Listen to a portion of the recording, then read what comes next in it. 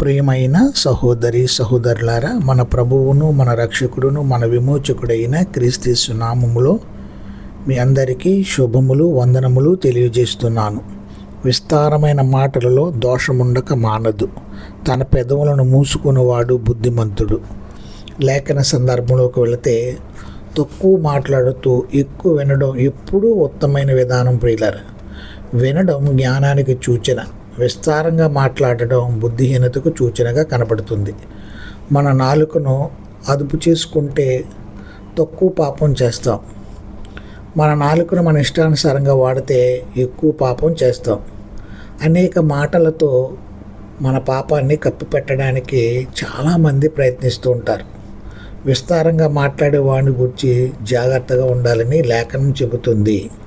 ఒక వ్యక్తి వేటితో ఆనందిస్తాడో దాన్ని బట్టి ఆ వ్యక్తి ప్రవర్తన కూడా బయటపడుతుంది.